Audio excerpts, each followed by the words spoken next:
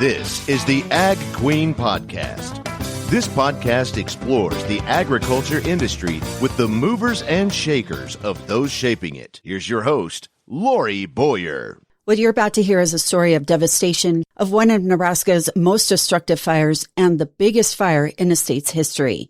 In March of 2024, the Morril fire tore through the Nebraska Sandhills, consuming over 6,000 acres of ranch land in a matter of hours. For families like the Loomis family of Circle L Ranch, it was a day that tested everything they had built over generations.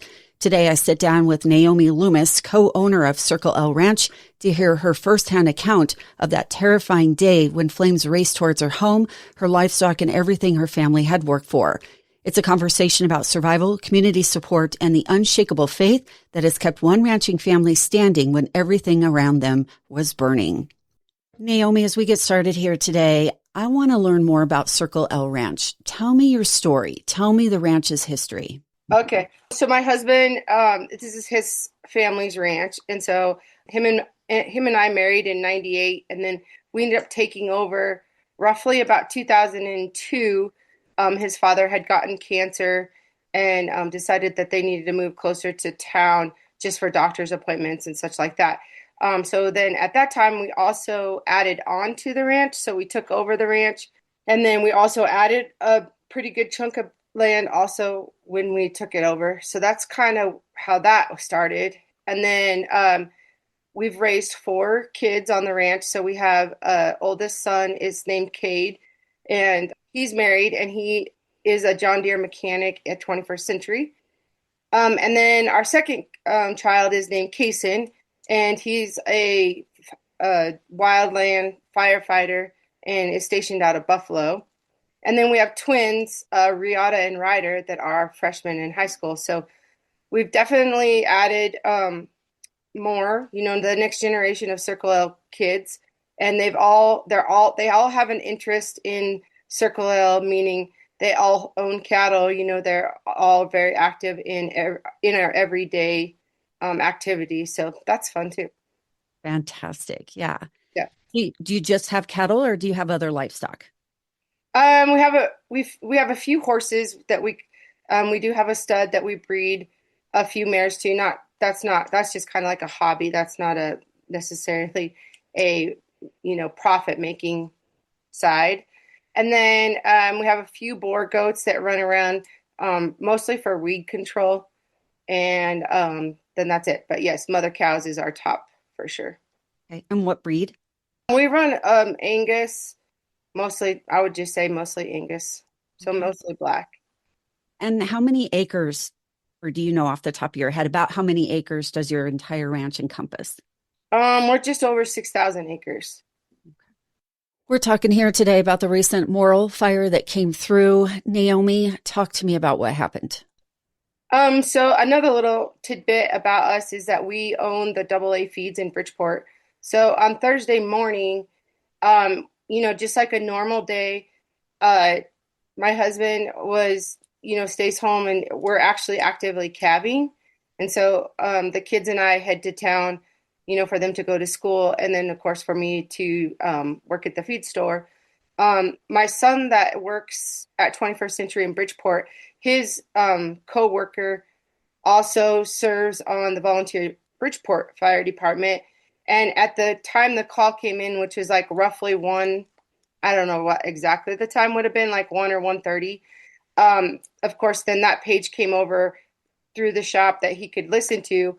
He called me and said, "Mom, there's a fire at the Dove Ranch," which is roughly 12 or 15 miles from our house.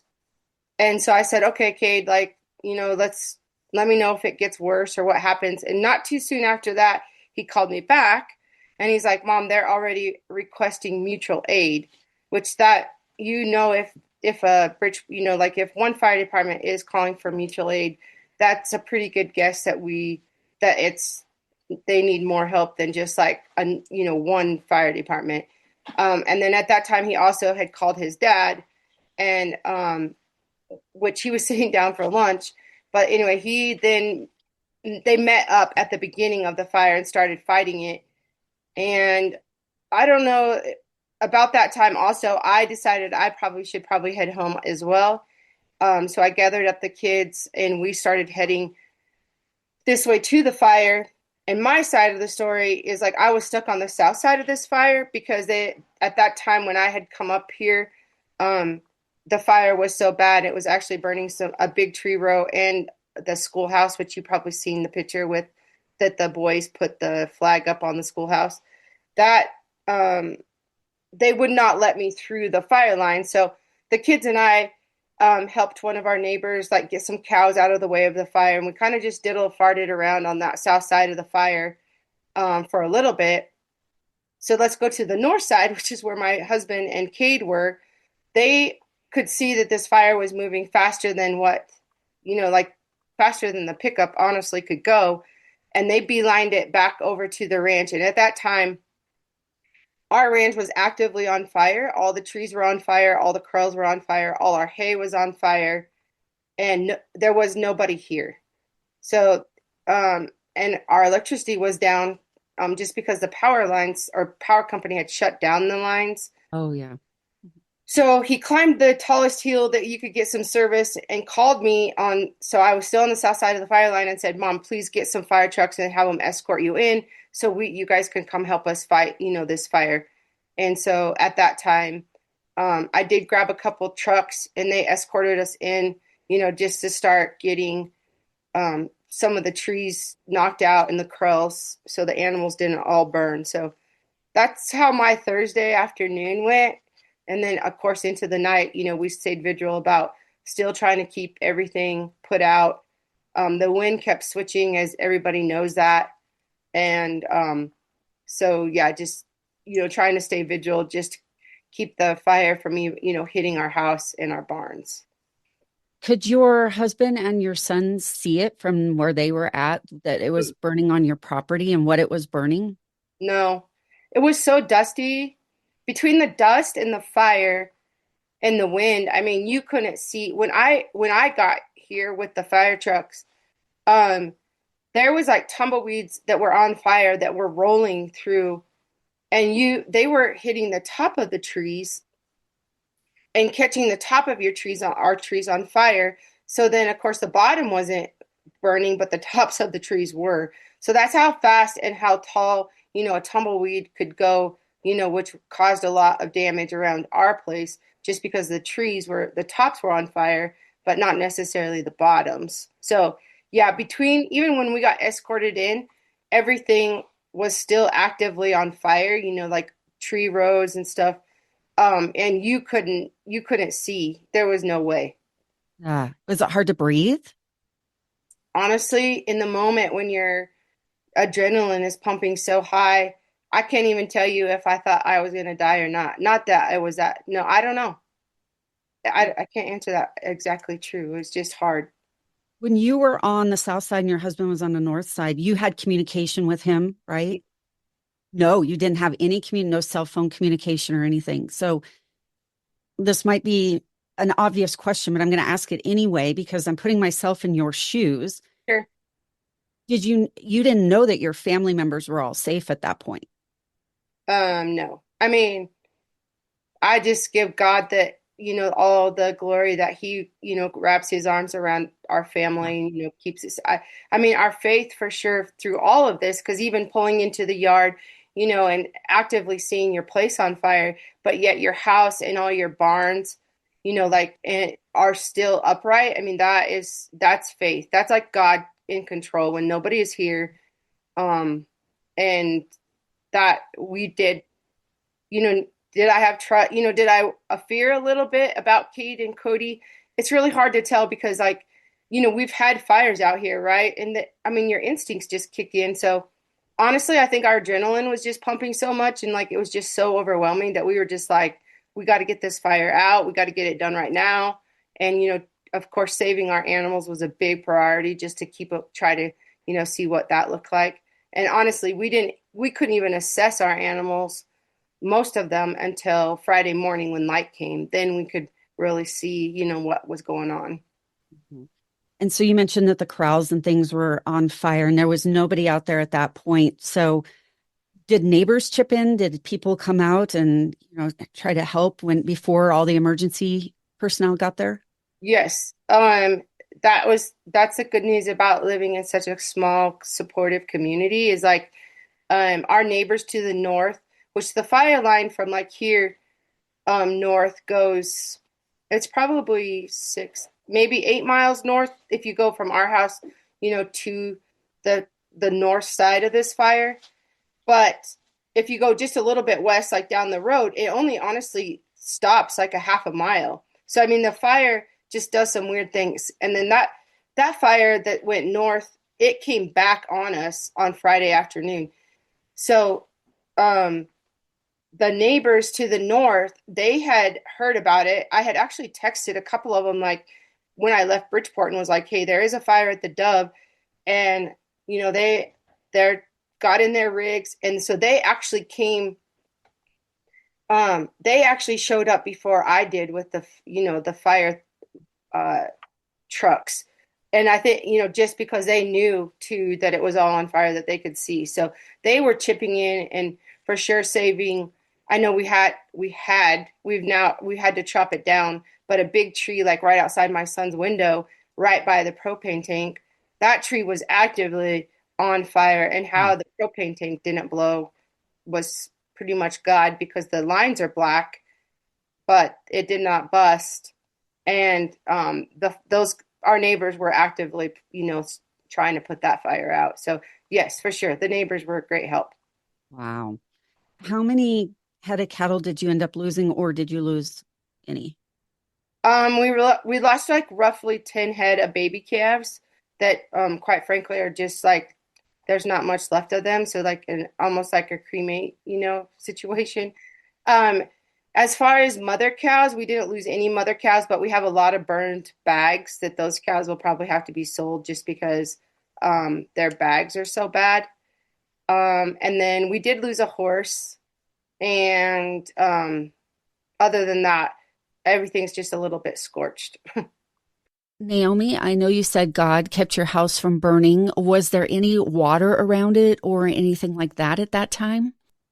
No, I mean, I think God for sure had his hand in it. As you know, it's drought. We're super dry around, up here, which is everywhere.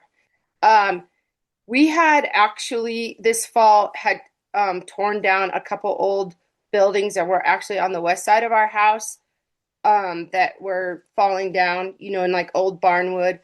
And I sincerely believe, like, between God and then us taking those, buildings cleared down where there wasn't really anything out there that could have, caught fire first. Then it was just kind of like a blowout. It was just kind of sandy.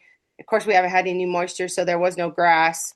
So I imagine that the fire, just blew through and didn't really have anything to really stick to.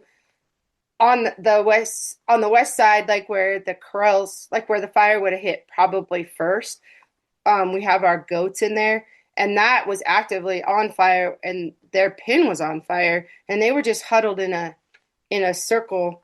And there's a barn in there too, like a like a little barn, and the barn wasn't on fire, but all the hay like inside their pen was on fire. So this fire was just really a Ah, different kind of a sort of fire. You just see some weird things. I would imagine it's a little bit have to do with like the wind, and yeah. how the wind went and shifted. Um, Even that Thursday night when we had kind of felt like we could honestly take a deep breath, and like our hay piles we had gotten out, and the corrals were down, then that wind went back come back south, and then you could see the glow, from that fire that it had picked back up, of course. And at that time we had put our generator on so we could get Wi-Fi. And I was in constant communication with some of our south neighbors, like, are you guys okay? It looks like, there's some stuff going up at that time. And they too, yes, it was on, their homes were super close to the fire. But I mean, as we all know, that those houses were saved. So Yeah. Yeah. Did you lose all of your pasture land? Most of it. We have just a little bit left that is on the North Ranch, that the neighbors and some, some volunteer fire department helped us save some of that. So we do have a little bit of pasture land, but we did lose like all our, summer grazing. We lost all our hay meadows, stuff like that. But And where are your cattle at now? they're home. Oh, okay. So you're just Yeah. feeding them? Yeah. Yep. Yeah. It was so impressive to see all the hay trucks. And at one point, I drove in that area going to a meeting, and I started counting after seeing numerous trucks, and there were 12 just within a few minutes that. Yes. Every time a truck rolls in, like it just hits another string, right? So it's an emotion that I don't even know if I could really explain just how thankful. Um, we're a small producer, we don't have a lot of options. So we're looking at dry lotting these cows, unless we have some moisture, probably 365 more days, right? Because, we don't have our hay, and our pastures are pretty bleak. Not saying that if we don't get some moistures, maybe we could come back on these meadows. But as far as like the hills go, they're going to need some time to get re-healed. They need a little bit of time, to grab, get some more green on, get some vegetation on. So it's overwhelming, the number. If you pencil out, in fact, I had our nutritionist pencil out like if we have to feed our cows for 365 days, what that looks like. And that's like 2,400 ton of hay that we're going to need to feed in the next year. And if you pencil that out, that's a lot of hay. And that's just you. That's just your operation. Wow. Right. Right. Wow. So what is next for you at this point? Will you do anything with the pastures, or what's the recommendations that are being given to you on how to handle the land? I think that as far as like a recommendation, even talking, with some older generation, and even honestly, even talking to Trent Luce, right? We talked to him a little bit. Back in the 1800s, this looked like a desert, right? They called it like the Great American Desert or something like that, right? And so, back then, I feel like in the pictures that you can kind of probably relate to what the pastures out here look like, is like the Great American Desert. In fact, that's what I call it, is the Great American Desert at the moment. But I think just, listening to the old timers, and like the Nebraska Sandhills, they're forgiving. They really are. It's a climate that is special. It's a climate that is also really forgiving. So I think if we just have some patience and some time and ask God to really give us some rain or some moisture, that they'll heal, and it'll be back stronger than probably ever. We just have to have patience, and just, stay off of them and let them kind of like, you probably have seen, but like my little burned babies, they're just going to take time to heal. It's the same kind of concept. Yeah. Well, I'm sorry this happened to you, but what an amazing testament of faith for all of us to hear Sure. you talk about this story, and not only the saving of your house and your family, but Yep. just your words. It's very Yeah. inspiring. Thank you. Yeah, I'm just we're super blessed, just like friends and neighbors, and then neighbors that have recommended us, to get hay and helped us bring in supplies. And um, the Mary Maids, I'm calling them, the neighbors that came over and like cleaned my house and organized it, when all the food was coming in and all of that. So we could just like focus on, just trying to get our, life back in order, which our normal, right, it looks a little different right now, but I think rebuild. We're not giving up for any means. And, just all those people that are working behind the scenes that are pushing, supplies and pushing those donations and advocating for us out here. I think all of that just makes you want to get up in the morning and be like, okay, we can do this. Yes, it looks hard. Yes, we have a lot of fence to build. Yes, our place looks a little different right now, but God's in control. At the end of the day, that's how I see it. And I think that that's what keeps us going, is knowing that God has a plan. It looks a little black right now, but we can handle it, I think. You are the epitome, I think, of farming and ranching by saying those things. Faith, optimism. We will rebuild. We're not giving up. I mean, I've been doing this for 31 years, and you just encompassed everything I've heard over the years. Yeah. I have one more question for you because I know you need to get about your day. At this point, what are your needs or your neighbors' needs? Fencing supplies is a really good one.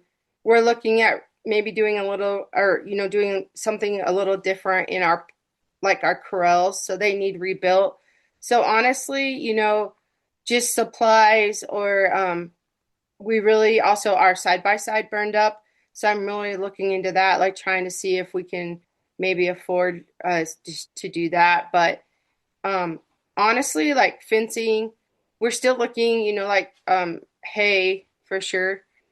The neighbors, I think, are all in the same boat. I think, posts and fencing, and hay, even like all our neighbors, I think, even the ones I don't even know, I think we're all in the same boat. I mean, some of those larger ranchers have shipped their cattle out.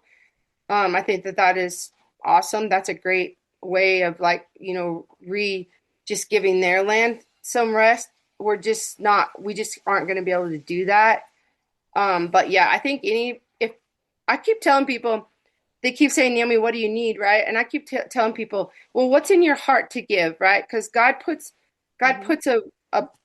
if you want to give something, go with your gut. He says, bring, the neighbor in Arthur, some hay or some fencing supplies, or to the Circle L or wherever, do that, or if it's to give to the funds that are, coming up, like the Nebraska fire relief. Oh, by all means, do that.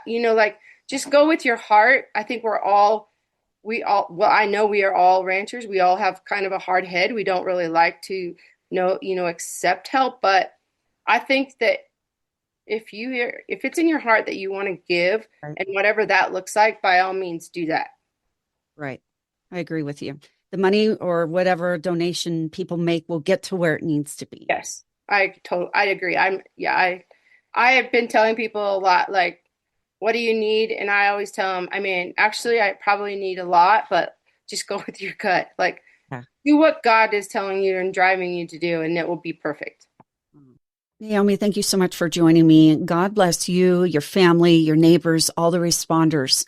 Again, Naomi Loomis, she is a co-owner of Circle L Ranch in western Nebraska, one of the many operations affected by the state's Morril fire, which was not only a large fire, it was the state's largest fire in history. Thanks for tuning in to this edition of the Ag Queen Podcast with your host, Lori Boyer.